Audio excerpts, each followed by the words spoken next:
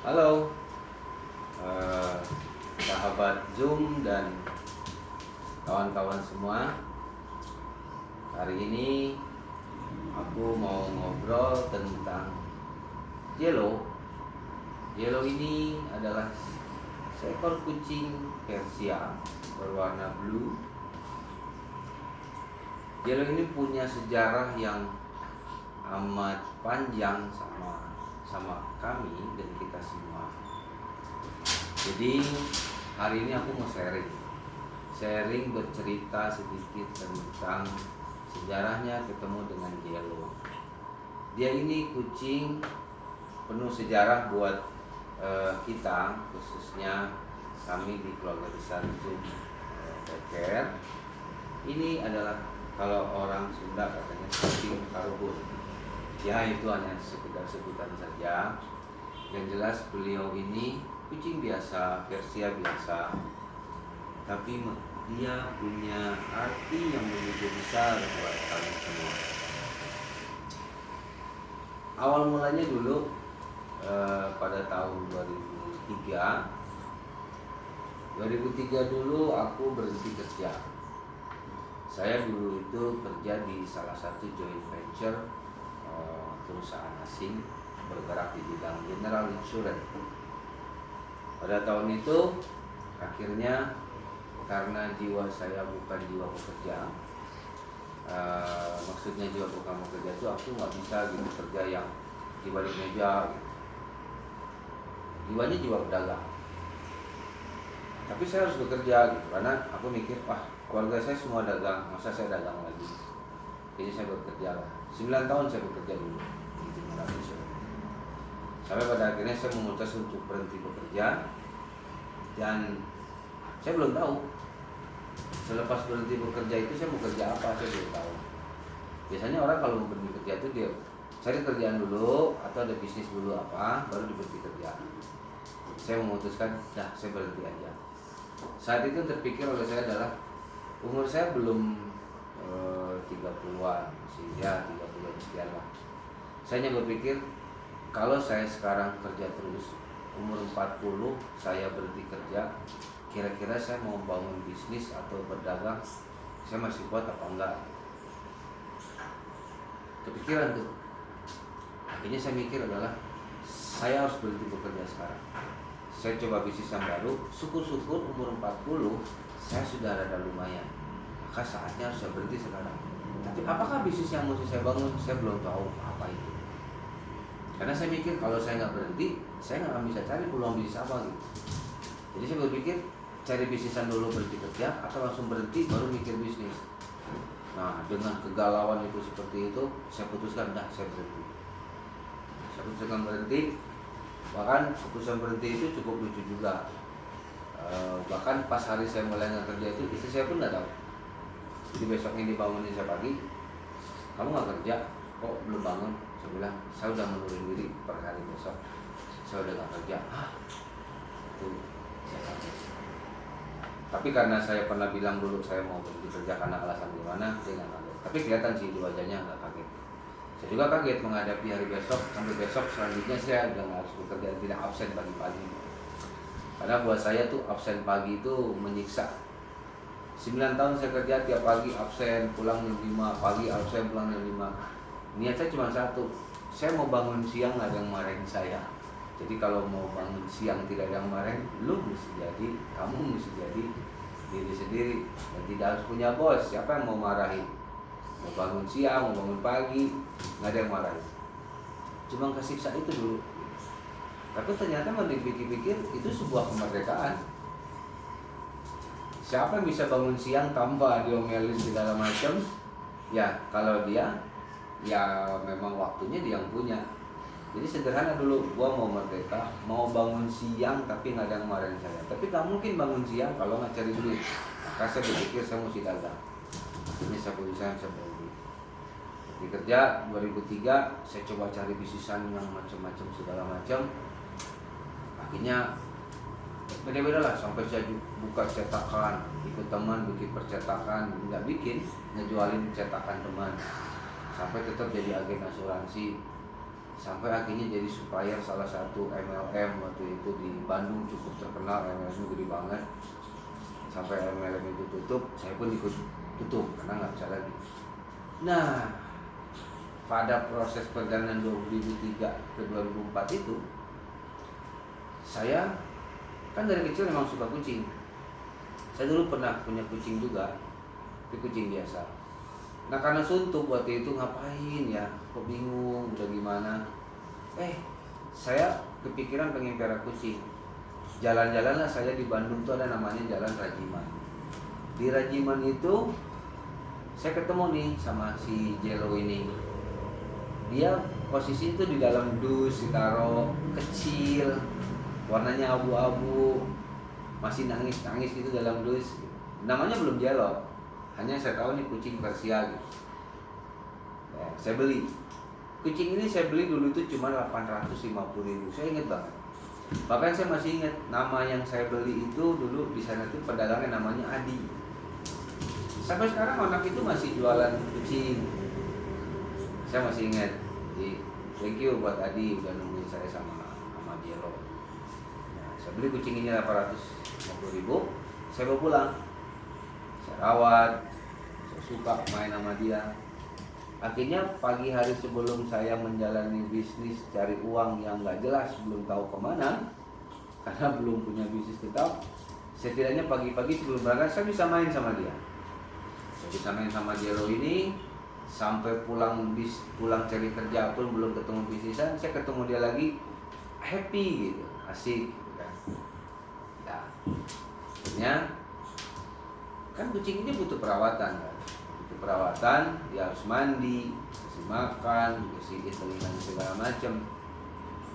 Nggak mungkin saya mandiin setiap hari dia atau setiap minggu mandiin dia gitu kan. Saya akhirnya buka koran. Waktu itu masih ada Pikiran Rakyat di Bandung, orang masih banyak baca koran, zaman itu ya. Saya baca di situ masa itu jasa grooming. Saya telepon, datanglah orang untuk jasa mandiin. Tapi sebelum sampai ke sana saya jelasin dulu deh. Jadi Jello ini jenis kucing Persia, medium Persia. Ya kan? Kalau sekarang tuh Persia kan hidungnya, kalau yang Persia standar itu yang pure Persia sekarang udah yang pig nose. Nah, dia masih kelasnya medium Persia. Warnanya ini blue. Ya, warnanya blue Persian. Dan dia jenisnya betina.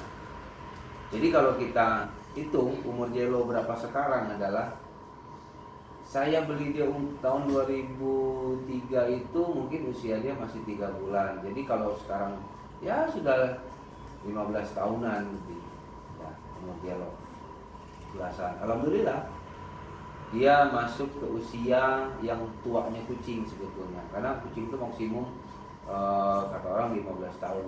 Ini dia masih sehat, segar. Alhamdulillah Jello masih segar, masih sehat, masih sama kita. Mungkin kalau usia manusia, Jello ini udah nenek-nenek berarti ya. Udah nenek-nenek, tapi nenek-nenek cantik. Ya kan? Nenek-nenek cantik, dan dia sehat-sehat aja. Jarang lah sakit yang gimana. Nah, inilah rumahnya Jello. Jello itu rumahnya di sini. Ini kandangnya dia dengan para teman-temannya yang lain. Ini kucing tertua kita di Zoom saat ini adalah Jello. Nah, ini jenis Persian. Pada zamannya hidung segini udah cukup bagus waktu itu, ya, Mami. Bagus. Nah, akhirnya Jello ini mengisi hari-hari kita di rumah, ya kan? Mengisi hari-hari kita di rumah, kita bermain sama dia. Nah, ini warnanya dia, mungkin teman-teman bisa lihat. Ini warnanya blue. Nah, kalau kita lihat matanya, satu mata dari Jello itu matanya satu itu sudah memutih.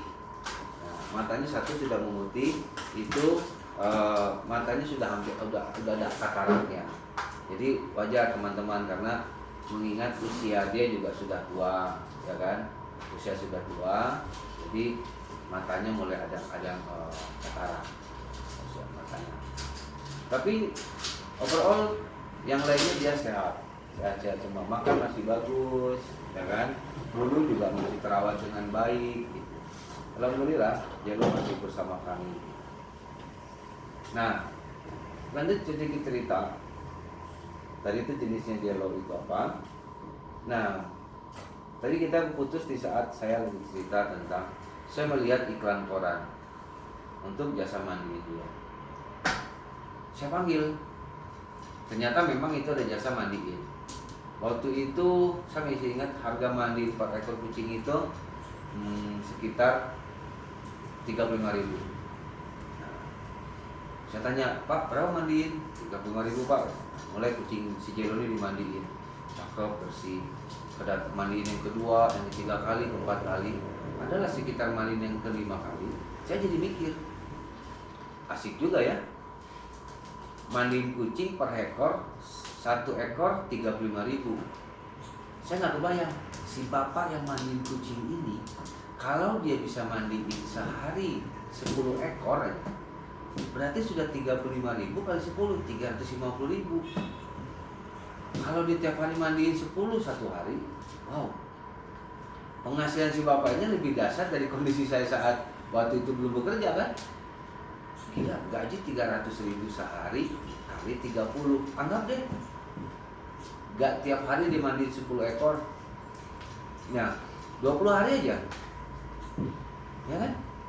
Wow, besar sekali. Gaji saya aja gak segitu waktu saya masih kerja. Jujur, gaji saya gak segitu. Saya jadi kepikiran, asik amat ya. Ternyata nyari duit kok dia gampang gitu. Cuma kan saya gak tahu skillnya. Akhirnya dia mandiin. Saya lihat dia cara mandiin. Karena saya lihat mandiin itu, si bapak ini nyaranin ke saya. Saya tanya, Pak, ini bapak nggak capek mandiin dari rumah ke rumah? Dia bilang, capek juga sih Pak. Ini kalau kondisi cuaca lagi bagus, kalau lagi hujan saya kan juga nggak bisa keluar rumah. Dia pakai motor. Atau saya lagi sakit, saya kan nggak bisa cari duit juga. Tiba-tiba dia ngusulin sama saya, Pak, kenapa bapak nggak buka tempat mandi kucing? Bapak yang punya tempat, saya mandiinnya. Wah, bentar nih, maksudnya apa? Saya bilang, iya, bapak yang punya tempatnya saya mandiin. Nanti kita bagi dua. Bapak beliin alat-alatnya, sisirnya, blowernya, apanya. Wah, jadi kepikiran juga kan? Ini deh Pak, malam saya pikirin ya.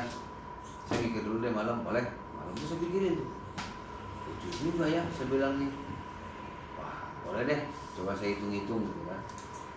Coba hitung, kayaknya lucu juga. Saya belum tahu itu apa maksudnya, nggak kebayang kalau itu adalah pet shop gitu. Hanya berpikirnya hanya jasa mandiin aja. Tapi saya kepikir, benar juga ya, saya bilang. Setidaknya saya dulu mikirnya, lumayan deh. Setidaknya saya bisa mandi kucing saya terus sama dia gitu kan. Saya dapat duit lagi gitu kan. Oke, mulailah saya berpikir gitu. Jadi singkatnya, pada bulan itu saya ketemu lagi, bapaknya datang lagi. Oke, saya bilang, kalau gitu saya cari tempat deh. Mulai saya cari tempat. Nanti kalau dapat, saya kabarin bapak. Mulai cari tempat. Saya mulai cari tempat sampai ketemu tuh. Tapi kondisi keuangan lagi nggak bagus nih. Modal juga nggak gede kan. Jadi dapatlah kita tempat tuh di Arca Manik ini. Namanya di Bandung tuh Jalan Golok Barat Raya, Arca Manik. Nah, ada satu rumah, saya lihat karena duit terbatas. Jadi ada pavilion bekas dapur gitu kan. Jadi ada garasi carport, tapi sesudah garasi itu ada sedikit dapur gitu. Nah, dapur itu sih ukurannya cuma 3x3 meter persegi. Saya bilang, wah ini bisa kali nih saya kontrak nih. Ini saya coba kontrak, ya kan. Waktu itu modal hanya 30 juta, ya kan. Dapatlah nego, artinya harganya itu 15 juta kontrakannya. Saya duit 20. Saya bilang ke bapaknya, oke Pak, saya udah dapat nih kontrakan. Nah, singkat cerita akhirnya saya kontrak lah bekas dapur itu. Kita belum bisa tuh beli rak segala macam. Jadi dapur itu yang saya rombak. Biasanya kan di dapur tuh kan suka ada, kalau ibarat nih dapur suka ada kitchen setnya gitu kan. Nah di kitchen set itu kan pasti ada lacinya atau lemarinya gitu. Nah lemari itu saya copot, tutupnya doang. Jadi bekas kitchen setnya itu saya jadiin rak buat taruh produk. Nah karena dia bekas dapur kan ada underzinknya. Saya nggak mungkin bongkar karena rumahnya model lama gitu, zinc itu dengan cor gitu. Akhirnya saya tutup triplek, saya alasin, itu naruh-naruh lagi produk. Pokoknya sederhana sekali lah. Dan saya belum tahu waktu itu harus belanja barang besok tuh kemana gitu. Belum tahu, saya belum tahu karena punya juga teman yang importir atau yang bisa kasih barang belum ada. Hanya kebayang si bapak ini aja yang mau sharing, udah bapak yang punya tempat, saya yang mandi, kita bagi dua. Berangkat dari situ dulu deh. Oke, saya berangkat dari situ, saya mulai jalanin groomingnya segala macam, ya mulai sharing bagi dua, coba benar semuanya sampai pada akhirnya konsep itu berjalan. Oke, nah sampai di situ dulu. Nah intinya adalah coba kita sampai mulai berjalan ya. Nah, saya mau ceritanya adalah bahwa Jello ini sebetulnya yang menjadi inspirasi saya. Jadi, waktu saya membangun Pesop itu, nah Jello inilah yang sebetulnya dia ini jadi maskot saya. Dia ini pembawa inspirasi saya untuk terjun ke bisnis Pesop gitu kan. Karena hanya gara-gara sederhana, saya hanya berpikir kalau saya mandiin dia waktu itu Rp35.000 satu ekor, berarti orang itu mandiin 10 sehari. Nah gimana kalau orang yang punya kucing di rumahnya 3 atau 5 ekor, bahkan 10 ekor. Kalau satu ekor 35.000, dia mandiin semua kucingnya, satu hari itu pengeluaran dia seminggu itu 350.000. Nah kalau mandiin kucingnya seminggu sekali kali 10 ekor, wow, kan saya pikir itu dengan satu customer 350 kali 4, ya kan udah hampir 2 juta pengeluaran itu dalam satu rumah, satu orang kalau punya kucing 10.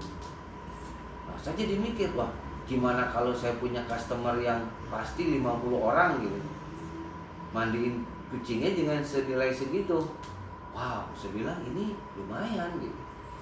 Hanya waktu itu saya kepikir saya belum bisa mandiin kucing kan. Nah intinya jadi dulu tuh besok. Nah Jello inilah yang bawa tuh sampai kepikiran seperti itu gitu. Nggak nyangka juga. Jadi udah mikir mau bisnis usaha apa, udah mau percetakan apa segala macam, dan memang belum rezeki kita di situ. Justru dari hal yang saya nggak nyangka, kok jadi kepikiran tuh larinya pet shop gitu. Gara-gara kira kamu, ya mami ya, hanya gara-gara memelihara Jello ini gitu. Jadi terinspirasi lah gitu. Ya, thank you mami. Jadi alhamdulillah Jello sehat, ya kan. Nah dari si Jello ini memang ada semangat gitu kan. Jadi happy akhirnya. Karena saya juga senang kucing, memelihara kucing, akhirnya dia bersin. Nah karena saya senang merah kucing, jadi ngerasa asik tuh. Ternyata asik juga ya. Pagi aku main sama dia, terus saya pergi ke toko yang baru saya buka, ya kan. Dia saya bawa juga ke toko, happy gitu.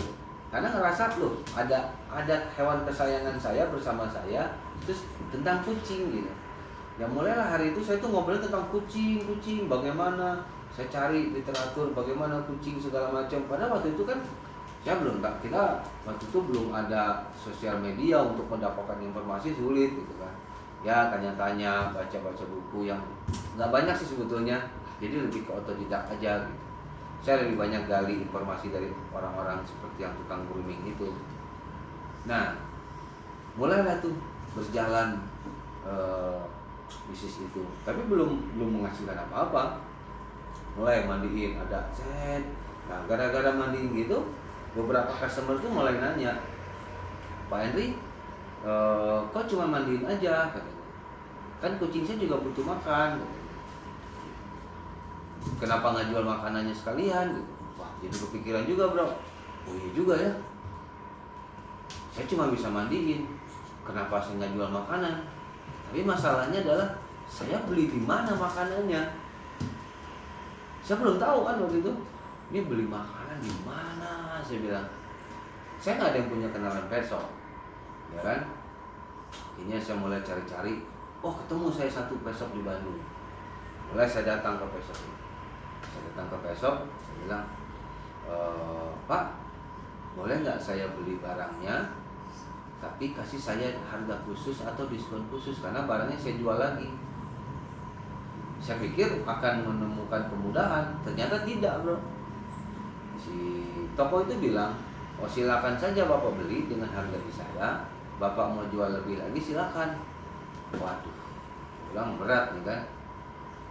Beli segitu jual lebih, saya pasti susah. Bagaimana orang mau beli sama saya? Orang pasti berpikir ya saya lebih mahal kan jatuhnya. Tapi udah saya rayu lagi, kurangin dia Pak, minta dia lebihin 2.000 aja kuranginnya, atau kasih untung saya 5.000. Oh maaf nggak bisa. Ya wajar juga, toko itu nggak ngasih, dia belum kenal saya siapa gitu kan. Ya sudah, saya beli 2 biji produk itu. Saya beli 2 biji dengan harga yang dia kasih. Sampai di toko, saya coba kasih, saya lebihin 5.000 rupiah dari harga saya beli waktu di toko yang itu. Nah, saya coba taruh. Beberapa hari kemudian, orang yang tadinya datang nanya produk itu datang lagi mandiin kucingnya. Dilihat, oh sudah ada ya makanannya. Ya, silakan beli Bu. Dilihat, berapa nih? Saya kasih harga saya. Protes lagi dia, kok mahal Mas katanya. Wah, Mas jualnya kemahalan katanya. Di toko yang itu aja cuma segitu. Ini kan harga pasarnya nggak segini. Saya bilang, iya sih Bu. Saya bilang, saya belum dikasih untung. Saya bilang, saya cuma jual segini. Dia bilang, aduh saya nggak bisa Mas. Saya biasanya beli dengan harga sekian ya, yang belum sebelum harga yang saya naikin 5.000. Tapi saya bilang, oke lah Bu, saya jual deh. Jadi dibelilah barang itu seharga modal saya beli. Padahal kan saya untuk beli ke sana kan butuh ongkos, ada bensin. Tapi buat saya nggak apa-apa. Oke, saya mungkin nggak dapat untung dari produknya, tapi saya dapat untung dari mandiin kucingnya. Ya subsidi lah. Sambil saya nyari pelan-pelan. Terus saya datang lagi ke toko itu sekali 2 kali, tetap saya nggak dikasih diskon. Padahal saya udah nambah belinya. Sampai akhirnya saya putusin, oke, selama dia belum ngasih diskon biarin. Yang penting bagi saya setidaknya ada dulu barang di toko saya. Akhirnya saya taruh di rak saya itu semua satu-satu. Saya lihat di toko dia ada beberapa macam produk, saya beli semua satu-satu saya taruh satu-satu. Dan di toko saya jual dengan harga modal saya beli. Sebetulnya saya ada minus.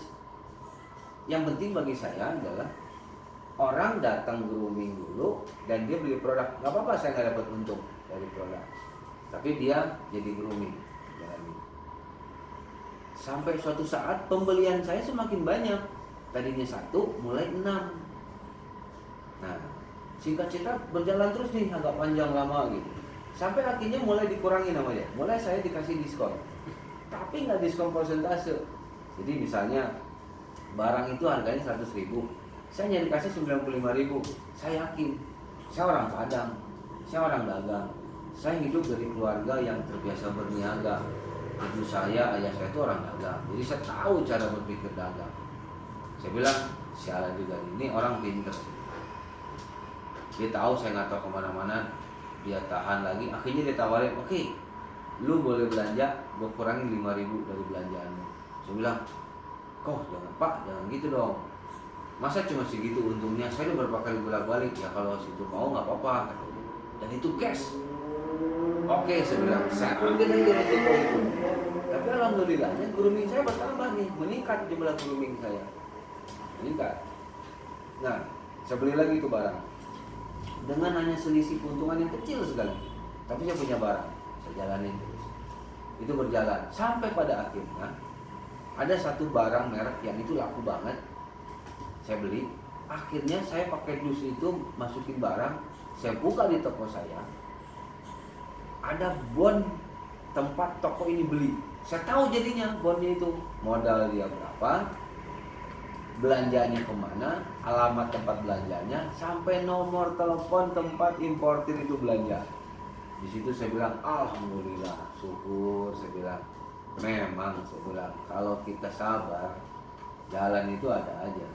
Saya berpikir ternyata di sini dia belanjanya.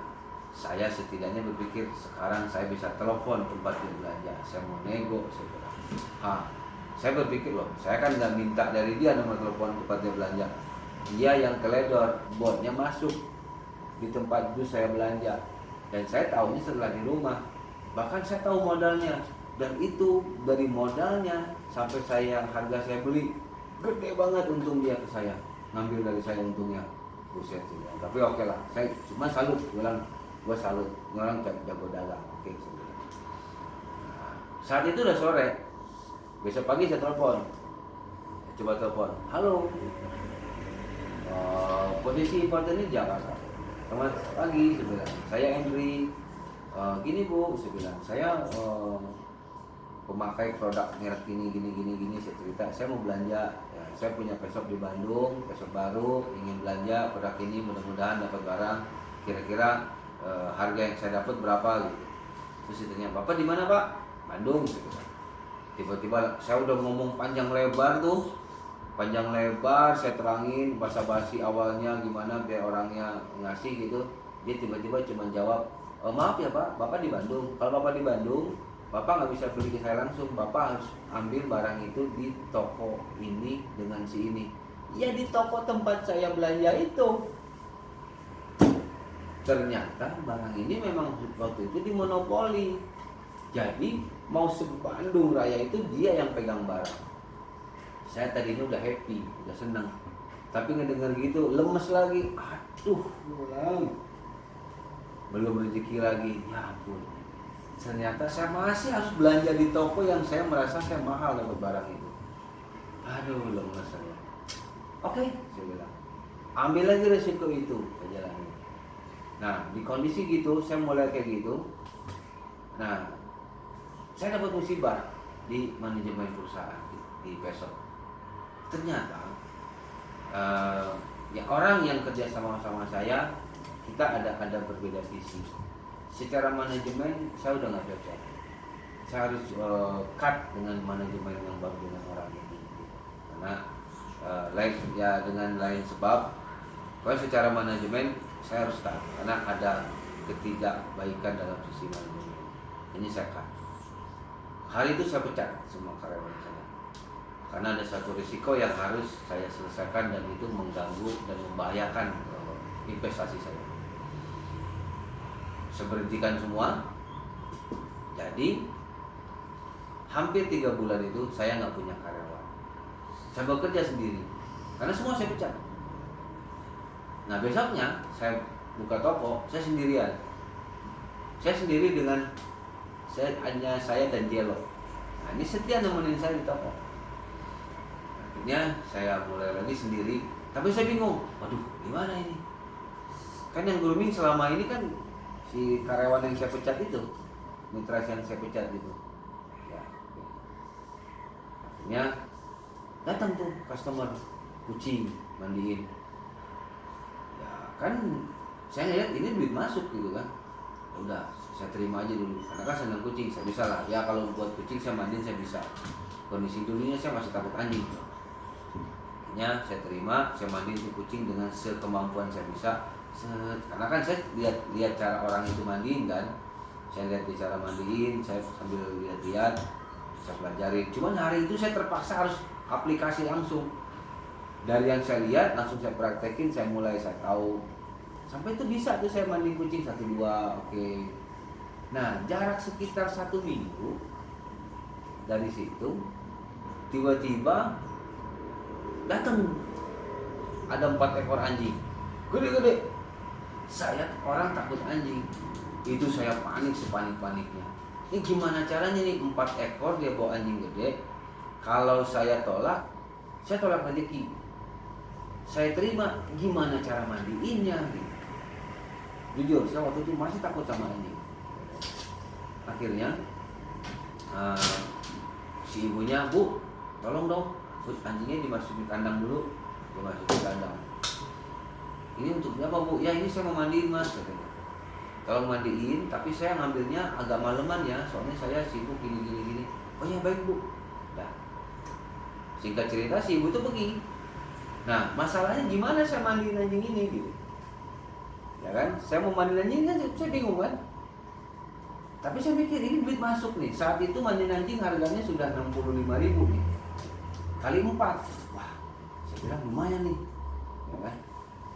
Gimana cara mandinya? Saya coba rayu tuh anjing di kandangnya, saya kasih makanan dulu, kasih apa gitu ngerayu. Anjingnya mah tolol-tolol aja ngeliat. Orang anjingnya baik, saya aja takut. Terus saya ambil rantai anjing tali leher, saya masukin di luar kandang gitu, di luar kandangnya. Saya masukin pelan-pelan pakai tongkat. Anjingnya mah cuma tidur lemes gitu, tiduran santai. Gimana caranya bisa masuk tuh talinya ke lehernya gitu, colok-colok. Anjingnya diam. Sampai akhirnya bisa masuk tuh tali.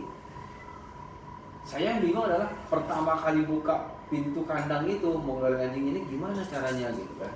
Buat saya anjing itu mandang tuh kayak dia mau gigit saya gitu kan. Padahal anjingnya diam gitu. Tapi dasarnya takut itu semua tuh keringetan, pucet segala macam. Wah ini gimana saya bilang ya. Akhirnya saya beraniin diri aja. Saya pegang pelan-pelan, saya buka. Saya baru buka pintu dikit, anjingnya langsung nubruk pintunya, cepat mau keluar. Kan saya panik. Tapi kan saya takut, saya lepasin talinya takut lepas gitu kan, tetap saya pegang gitu. Anjingnya ngedeketin saya gitu, dia orang dia anjing baik. Itu saya menggigil di sebelah dia langsung. Pelan-pelan saya gerek ke belakang ke tempat mandi. Saya mandiin dia pelan-pelan, karena kan saya ngelihat cara si dulu karyawan yang masih ada di saya mandi, saya coba lihat, saya ikutin cara-cara proses itu. Seingat saya gitu. Saya anggap aja saya ganti frame berpikir saya. Ini bukan anjing, ini adalah kucing. Jadi mindsetnya saya rubah nih, kucing gitu kan. Jadi saya bayangin ini tuh kucing bukan anjing gitu. Bayangin aja gitu. Bahkan ada sampai posisi mata saya tuh saya pejamkan. Jadi saya ngebayangin ini kucing gitu kan. Ngebayanginnya biar itu buat ngebantu supaya nggak takut aja. Saya mandiin, saya sabunin segala macam. Anjing pertama tuh saya mandiin, anjing untuk tenang lagi. Saya mandiin. Akhirnya yang berjalan proses itu gitu kan, mulai detak jantung itu mulai tadinya kayak tentara lagi lari gitu, mulai tentara berbaris. Ya, dari mulai tentara lari sampai jadi tentara berbaris, sampai akhirnya tentara posisi istirahat di tempat, tenang udah mulai pelan-pelan asli. Itu saya belum makan dari pagi Pak. Asli tuh lapar enggak, haus enggak, karena ngelewatin stres. Nah, saya mandiin, saya grooming, akhirnya bisa saya blower, beres satu. Dari anjing ke satu, kedua, ketiga, pas yang terakhir dapatnya ke bagian anjing yang itu anjing nggak bisa diem. Saya masih ingat banget tuh anjing pudel, tapi pudelnya gede, nggak bisa diem. Akhirnya dia mandi, saya mandi, dia basah sampo, saya basah. Pokoknya hancur-hancuran dia, hancur-hancuran juga saya gitu. Ya, jika cerita selesai, mulai tuh. Mulai rada tenang tuh keberanian saya. Nah mulai besok mandinya saya jadi bisa gitu mandiin anjing. Ternyata itu kan trauma. Saya memang dulu waktu kecil tuh pernah trauma dikejar anjing herder sampai terkencing-kencing kabur ke rumah. Dari situ saya trauma dan seumur hidup saya takut tuh dari mulai SD. Hari itu saya lawan trauma itu, sembuh saya. Besoknya saya jadi bisa megang dogi lagi. Nah mulai dari hari itu saya jadi gak takut lagi sama anjing. Jadi ternyata mengobati trauma itu jangan menghindar. Kita harus ketemu lagi situasi yang kita takut seperti itu. Kita rubah lagi mindset kita bahwa ini tidak apa-apa. Nah setelah kita deal dengan diri kita sendiri, bersepakat dengan diri bahwa ini tidak mengganggu kita, tidak menekan kita, ya kita sembuh dari trauma itu. Ya. Jadi tidak perlu dengan hipnotis untuk mengobati trauma. Ya hadapi, kenali, jangan menghindar dari situ. Satu lagi, efek dari punya pet shop. Berkah dari ngerawat dia, dan berkah juga saya jadi sembuh dari takut dengan anjing. Ya kan? Bahkan setelah saya berani sama anjing, saya langsung punya anjing Rottweiler. Jadi nggak tanggung-tanggung, saya punya anjing Rottweiler gara-gara sembuh dari takut anjing. Nah, akhirnya, sudah. Kita cerita, berjalanlah terus proses itu. sekitar sebulan saya nggak punya pegawai, sampai akhirnya saya nggak ada karyawan lagi. Suatu hari saya dapat kunjungan, pas saya lagi mandiin anjing, lagi nyopokin pantat, teman saya dulu yang di kantor saya bekerja dulu, jadi saya berhenti, dia tuh jadi kepala cabang. Dia datang, nangis dia nggak tega gitu kan, ngeliat dulu bekerja bersama rapi pakai dasi gitu kan, tiba-tiba dia lihat saya di toko mandiin anjing, pantat anjing saya cebok, bahkan saya lagi cebokin gitu anjing tuh pipis gitu kan, ngencingin kaki saya. Nangis teman saya, dia maksa, udah Dri lo kerja lagi deh, kan dulu bos besar bilang lo kalau balik lagi boleh, bahkan dengan 5 kali gaji kamu, 5 kali lipat kamu bekerja diterima, dengan gaji 5 kali lipat naik asal balik lagi kerja. Betul, saya sampai dirayu itu yang ngerayu saya dulu itu langsung itu anaknya Pak Jos Julius Tahya, dulu yang punya bank besar, Julius Tahya itu benar dia yang ngajak saya dulu balikan lagi di situ. Teman saya nangis, wah gua nggak sanggup Bri ngeliat lo begini, kerja lo megang pantat anjing gini, wah lo balik lagi deh, nggak kuat lo. Sampai nangis teman saya. Saya sebenarnya sedih juga waktu itu ngeliat begitu, tapi gengsi. Saya cuma bilang sama dia, nama teman saya itu John, hey John, lo masih digaji sama orang lain, gua memang belum bisa ngegaji orang, tapi gua merdeka. Gua nggak perlu absen, dimarahin lagi di kantor, harus tertib absen segala macam. Buat gue ini kemerdekaan. Sekarang lu masih digaji, gua belum bisa gaji orang. Suatu saat gue bisa gaji orang. Itu hanya sekedar membesarkan hati itu. Dah singkat cerita dia support lagi saya sampai dia pulang. Dia pulang itu saya sedih tuh. Aduh, apa balik lagi kerja ya kayak dulu ya, saya bilang. Kayaknya berat juga nih hidup begini nih, ya kan? Tapi enggak, saya udah memutuskan seperti ini. Bisa, nggak boleh dan ganggu keyakinan saya. Tapi ya ini yang bikin happy nih, dia setia banget nemenin saya di toko gitu kan. Nah ini yang bikin happy saya sebetulnya waktu itu, nemenin di toko, jalan terus tuh saya, sampai akhirnya customer makin nambah. Tapi saya belum punya barang, belum banyak gitu kan. Tiba-tiba saya ke Jakarta, saya tutup toko Bangsa 2 hari karena belum punya pegawai kan. Saya ke Jakarta, saya muter-muter Jakarta sampai ketemu tuh satu pet shop di Jakarta lah, di daerah Pasar Baru. Nah saya lihat barang, oh ternyata ini pet shop. Saya masuk ke tempat itu, saya lihat dasar rezeki. Akhirnya saya dikasih tuh belanja di situ dan dengan diskon. Pas saya lagi pilih-pilih barang, datanglah orang Bandung yang tokonya dulu, yang waktu dulu tuh saya belanja di toko dia. Ternyata juga dia belanja di toko itu. Wah, di situ lucu juga tuh. Akhirnya saya ketemu, oh Pak ngapain sini? Saya bilang, oh dia gengsi dong. Ketawa nama saya belanja di situ. Tapi saya ketawa, oh ternyata you belanja di sini ya. Sudah, tapi kan saya nggak tahu dari dia, ini saya tahu sendiri. Nah akhirnya saya mulai belanja di situ. Ya saya tawar-tawar, saya bilang Pak diskonnya samain dong sama yang toko itu, kan tuh orang Bandung juga, saya juga punya toko. Sampai akhirnya toko itu ngasih saya diskon sama dengan orang itu, dan saya dikasih tempo lagi langsung, ya kan. Udah berjalin lah. Nah waktu itu saya belanja masih pakai umum, jadi saya belanjaan saya berapa, saya panggil bajai, dapatlah Bangsa 2-3 bajai, naikin ke bajai. Nah dari bajai naik jalan ke Gambir, di Gambir beli tiket kereta, diangkutin dulu sama kuli. Dulu tuh masih bisa tuh kursi beli tiket taruh barang, jadi isi barang saya itu bisa 2 bajai masukin. Sampai akhirnya saya pernah tuh 4 bajai. Jadi bajai itu 4 biji berjejer isi barang, full semua barang, sampai saya juga duduk tuh kaki udah keluar pintu bajai. Dan 4 bajai itu konvoy itu. Bajai itu konvoy ke Gambir. Nah karena saya udah kenal dengan yang ngangkat-ngangkat barang di Gambir waktu itu, dia langsung ngangkatin, jadi 4 bajai itu nyampe di Gambir. Itu si kuli itu ngangkatin tuh. Nah masukin ke kereta. Nah saya ada mobil waktu itu, cuma mobilnya saya parkir di stasiun Bandung, baru pindahin cari mobil bak gitu kan. Nah, barulah barang itu bawa ke Pesok. Mulailah barang keisi, tapi saya belum punya pegawai.